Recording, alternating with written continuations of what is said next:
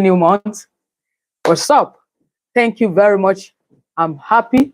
I'm so grateful that we are all here. We made it.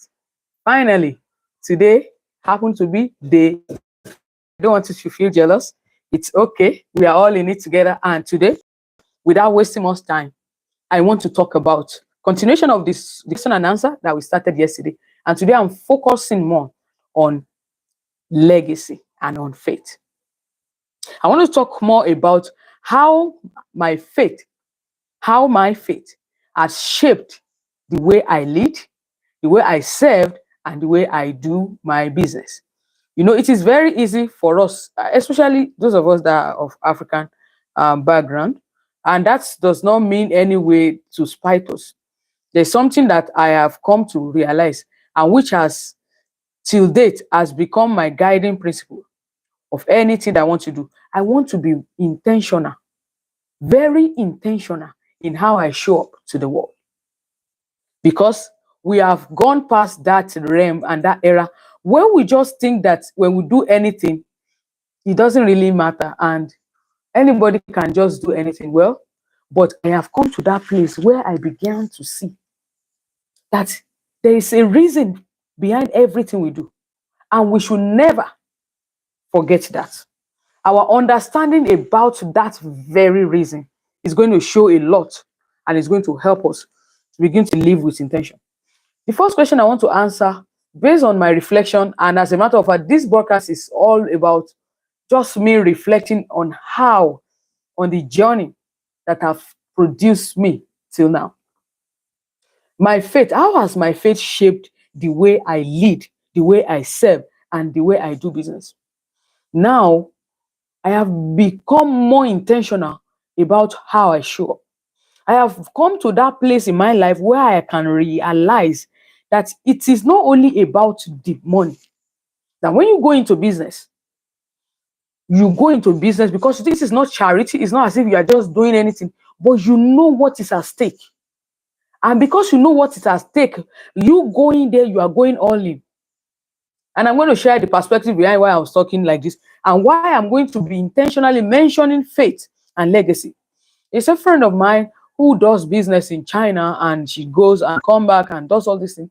And she was just amazed and telling me face to face that, do you know that there is hardly any of the business enterprise that she goes to do business and buy from, that when you enter by the entrance of those stores, you are going to see somewhere at the corner where they put their one little shrine, something that they have cooked together for their God, and that they have an altar.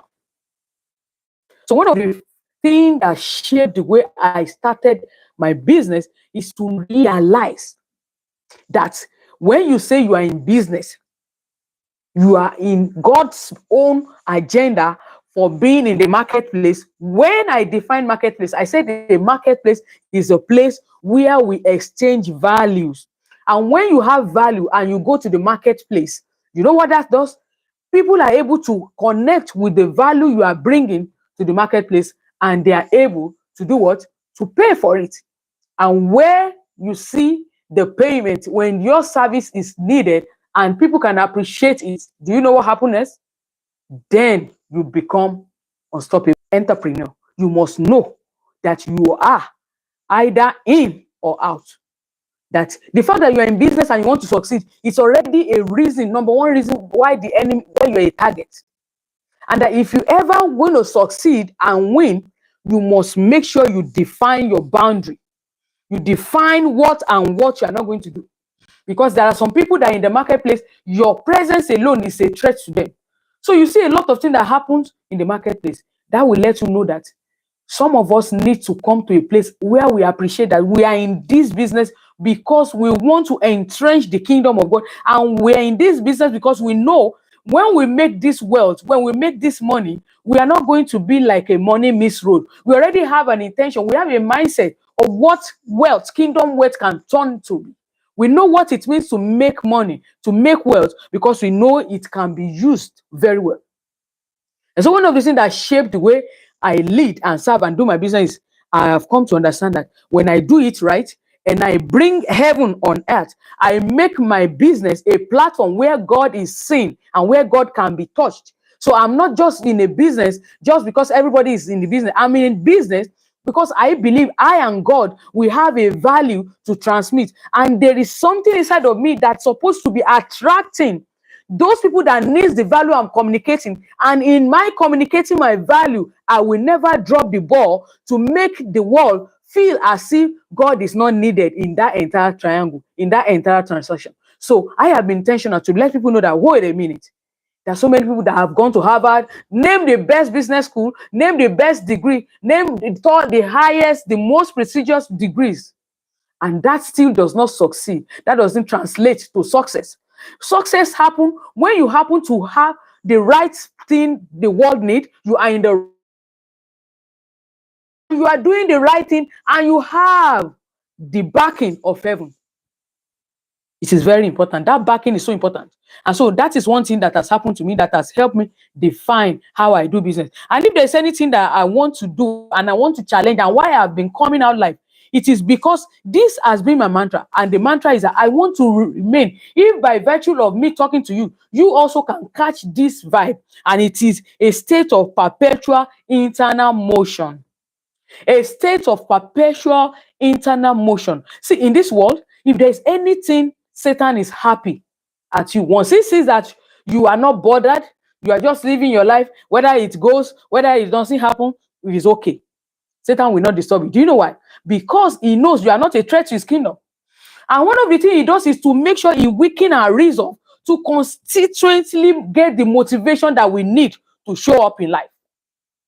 And so if you are watching me, if there's anything I want to remind you, you and I need to understand these two different kinds of energy. We have potential energy and we have kinetic energy. Some of us that have science background, kinetic energy is what is responsible in keeping us in a perpetual internal motion. When you have potential energy, it's talking about your potential, what you are capable of doing, what you are capable of becoming. You know, it is in you. Maybe you have an ability to sing. Maybe you have a skill that anytime you can speak many languages without stress. Maybe you have a skill, you know how to think and how to unravel deep questions.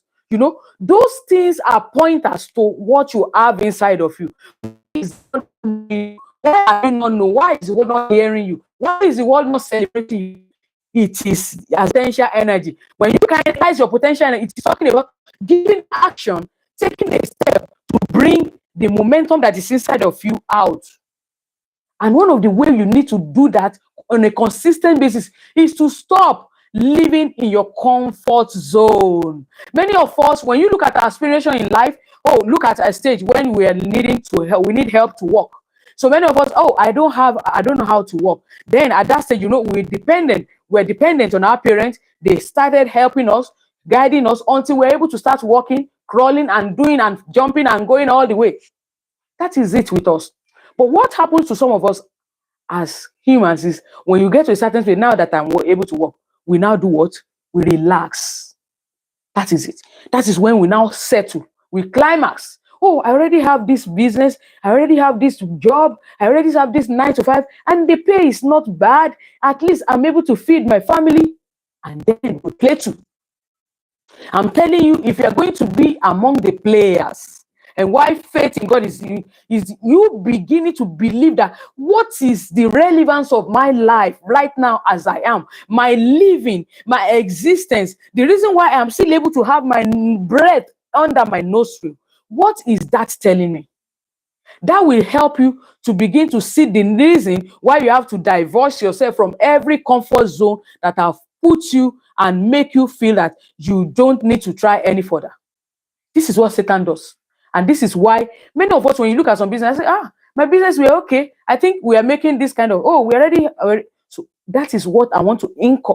And I wrote a book. My second book is titled Blueprint for Mastering Momentum. You can check it on Amazon. It's there. Blueprints for Mastering Momentum. So where I'm going with that title is the fact that there are some things that you and I need to be doing on a regular day-to-day basis to help us continue and maintain our state of internal motion. Because once there is that internal motion, once that energy is being fueled day to day, you are going to see that you will begin to advance and make progress beyond what you could ever think. So if there's any big feature, big picture, and big vision that I'm believing God to do in my life in the next 1 year, because come August 6th, in 6 days from now, 5 days precisely, on the 6th of August, I will be 48. And I'm looking at what lesson, what do I want to tell in a year from now that will be different from what is the story now? And this is why I am sharing with you, and I'm talking to you, and to share with you, and to encourage you that this is the time to begin to harness every opportunity that comes to you.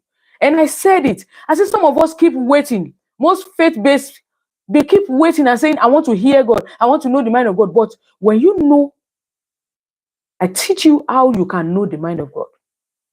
I said one of the best things is whenever you are in your space and you are left alone, make sure you pay attention to those thoughts that comes to you on their own without you going to think about them.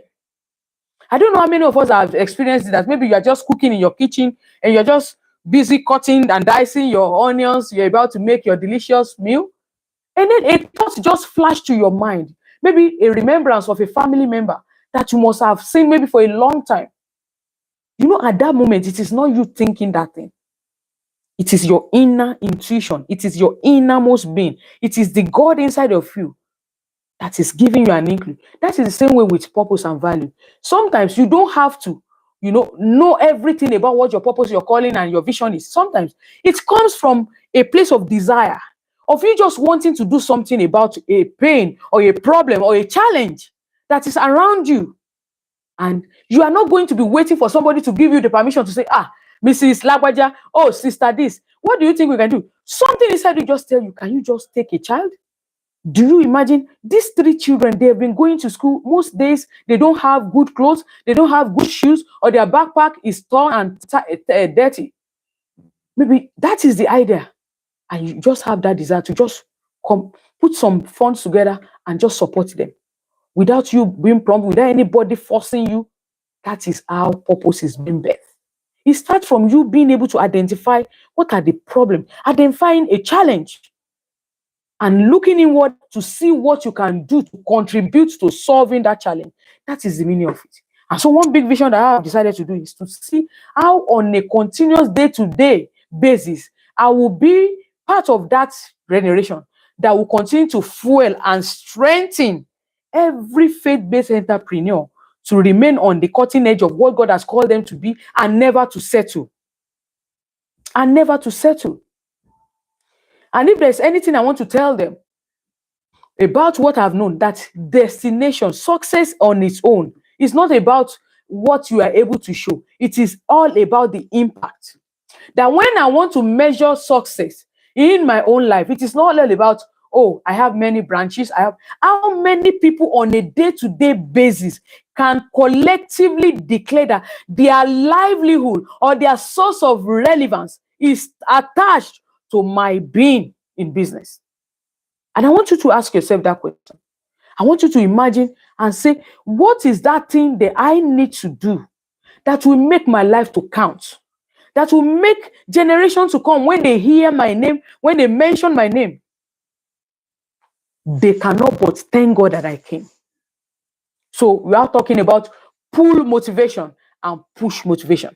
That motivation that keeps you on that edge, that you are being driven by something that goes beyond money. You know there is a cause for this.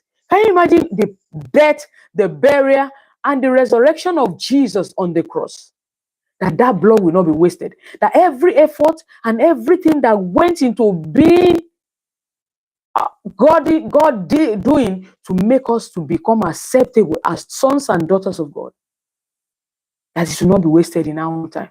And I will not let it fall. We will not let down our guard, and we will never, never do anything that will jeopardize our future and our glorious destiny.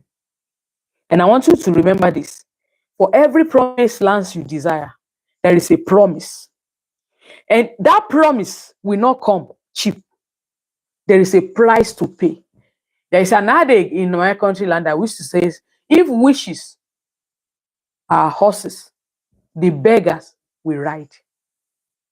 So if it is going to come on the platform of freedom, cheap, you will not see anybody out there though. So the price to pay, which is talking about the consistency, which has to do with your ability to continue to show up, regardless of who sees you, who celebrates you, who pampers you or not. That is where I am going. So your bigger you, the one that the world will celebrate and connect with, is that you that is ready to pay the price, that understand what the purpose is. And what the purpose is that everything in me that is important, I will never let it go unused. I will never waste God's resources. I will not waste my talent. I will not waste my passion. I will not waste my skill. I will not waste my expertise. I will not waste my story. No matter how bad, no matter how gory my past look, I will use it to be a reminder of why I can never allow that past to repeat itself again. And I will be ready and willing to pay the price that it takes for that past to never feature again in my presence, because I know I have a future that is attached to other people's life. Because if I live it right, I get it right, and I hold on to it and hold it, there is a light, there is a generation of people who are going to come and thank God that I did not let the ball, that I did not stop, that I end up finishing strong. And what a joy. What the joy. You can imagine an athlete that is running a 200 marathon, and at the last baton is being exchanged, and he finally meets up and he breaks the tape, and that is the beauty of, of success. Beauty of success. Beauty of success. Look, I want you to imagine how many lives will be changed. And that is why you should never look down on your past. You should see it as a useful instrument for you to begin to now determine the kind of future that you want to see. And never you to imagine the future so far away. And that the future you are looking up to, that you want to see come to pass in your life, is just summarized in the price you are willing to pay now. The price you are willing to pay. That as many of us that are willing to pay the price for our next level, for our next phase, it is just as easy as that it will happen. Because the Bible says in the book of Genesis that as long as the earth remains, is a law. It cannot be broken. It says seed time and harvest time shall never cease. And it has become one of my most favorite Bible parts that I love. That if you are looking at your work now, if you look at your business, if you look at your home, if you look at your family, if you look at your children, it may not look like anything great is happening. It may not look as if you've got the final say. It may not look as if things are going the way it's supposed to go. But you have a resolute. You are so resolute in your belief system that things will turn around for good. As long as I don't give up, as long as I keep on holding on to the truth and doing what is right, it surely will come to pass. Because God is not a mocker, He's not a liar. And His words will never go unfulfilled over your life. And so I just want to thank you for joining me in this special season of my life and our journey, and for everything that faith and vision and the future has promised. And I believe with you together, regardless of what your past is, together we can rewrite that narrative. Together we can change our story. Together we can become so strong and mighty force that our world will begin to celebrate in a question of time. And when we look around us and we see how those young children or we see the youth, we see those little people around us that they don't know what next. They don't have a clue. They don't know where and what they're supposed to be doing with their lives. That you and I can come around and give them hope, give them the succor, give them advice. When you see them doing the wrong thing, you don't just look away. You advise them, you challenge them, you encourage them to continue to hold the banner and to continue to believe in their future, that it is possible. Thank you. Wow, what a day. This is about 20 minutes, and I didn't expect that it will be there. It will well too. So I want you to anchor your faith and trust in all this that I've shared. And please join me tomorrow again for another live session as we contribute on this success story. And I believe that you and I will always become the best. So get rid of the doubt, get rid of all the comparison, get rid of all the complaining, embrace the calling that God has given you and run your race. That is how I'm going to stop it. That is what will keep you in business. Embrace your race, embrace your journey, keep on the momentum, kinetize your potential. Don't compare, no room for drama. Don't complain, don't criticize, and just get rid of every doubt and take a step of faith in the direction of what you believe has been nudging inside of you to do. And when you do that, you will be among those people that will be celebrated in a question of time. I love you. I can't stop loving you. Thank you for watching. If you find any of what I've shared reasonable, valuable, and worth sharing, I encourage you to please give this video a like. Please share with friends and loved ones. And please do subscribe. I love you. Thank you very much, every one of you that have joined since day one I started. Thank you for subscribing. And thank you for joining live and commenting. I enjoy all your support. And I say you are the best. And join me tomorrow. God bless you. Bye. Thank you.